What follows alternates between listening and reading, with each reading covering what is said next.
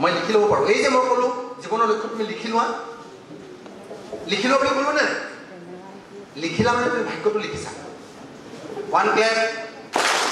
আমি যে কওঁ আমি সময়ৰ দাস, পৰিস্থিতি দাস বুলি, মানুহে কয় নহয় আমাৰ ডাঙৰ মানুহে কয় আমি পৰিস্থিতি দাস আৰু দেই বুলি।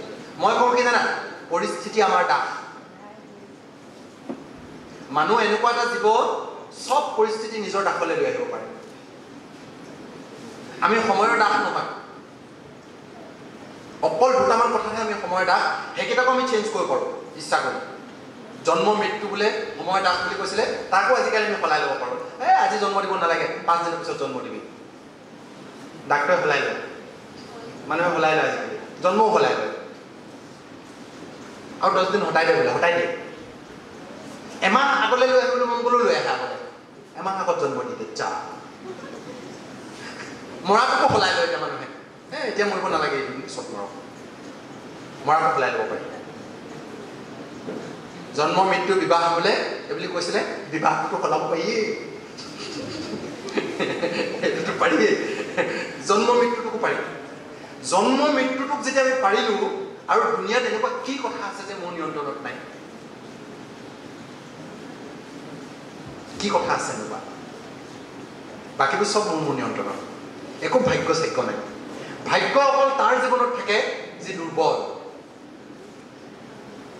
ভাগ্যৰ কথাটো অকল তাৰ জীৱনত আহে যি দুৰ্বল, যি কাম নকৰে, যি লিখি লোৱা নাই। ইয়ে আৰু ভাগ্যই মোক চাকৰিটো দিব আৰু কি কয় আৰু ভাগ্যই এইটো কৰিব আৰু ইয়েহে অকল ৰৈ থাকে। তুমি যদি সাহিত্যিক হ'ম বুলি ভাবিছা, ভাগ্যই তোমাক সাহিত্যিক নবনায়। তুমি আজিৰ পৰা কবিতা লিখা, আজিৰ পৰা গল্প লিখা, আজিৰ পৰা উপন্যাস লিখা, আজিয়ে 2টা লাইন লিখাই, আজিয়ে গল্পটো পঢ়াই, এবছৰৰ ভিতৰত এখন কবিতা পুথি লিখিম বুলি তুমি টাৰ্গেট লৈ লোৱা আৰু লিখা। এবছৰত যদি তুমি এখন কবিতা পুথি লিখিলা, 5 বছৰত তুমি যদি 5খন কিতাপ লিখিলা, 10 বছৰত তুমি যদি তুমি একদম আৰু গ্ৰ' হ'লা, আৰু শিকিলা, 10 বছৰত যদি তুমি 10খন কিতাপ লিখিলা, তাৰমানে তুমি সাহিত্যিক হ'লা। সেইটোকে তুমি আজিৰ পৰা কৰা নাই আৰু নকৰি তুমি ভাবি আছা ভাগ্যই সাহিত্যিক বনালে হয় আৰু দেই মোক ভাগ্য দ্বাৰা সাহিত্যিক বনাই দিব তোমাক। ভাগ্যটো বনাই লোৱা। আৰু ফিউচাৰ, ভৱিষ্যতটো এনেকুৱা এটা বস্তু, আমাৰ অতীতটো আমাৰ হাতত নাথাকে। আমি আগতে কৈ থাকোঁ ভৱিষ্যতৰ কথা কোনেও নাজানে দেই কি হয়।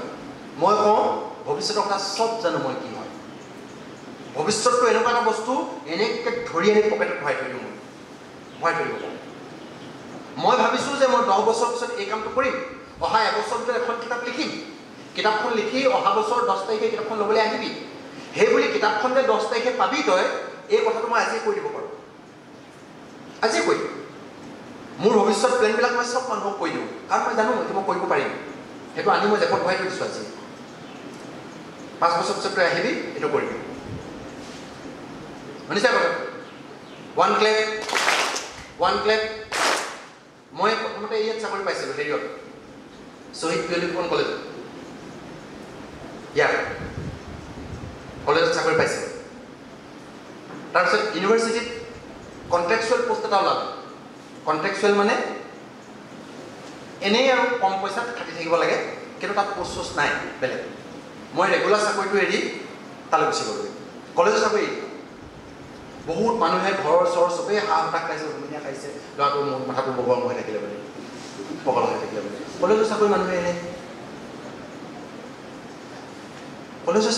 এৰে নেকি? কিন্তু মোৰ ফিউচাৰটো মই জেপত ভৰাই থৈ দিছিলোঁ।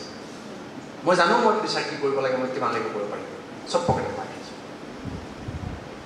মই বেছি কথা কোৱা নাই, কেনেকৈ কৰিব লাগিব সেইটো কথা কোৱা নাই, কিন্তু মই তোমাক অকল এইটো কথাই কৈ আছোঁ, ভাগ্যটো কেৱল দুৰ্বল মানুহে সাজি লোৱা এটা অজুহাত, বাকীখিনি তুমি নিজে কৰিব পাৰা। তুমি যদি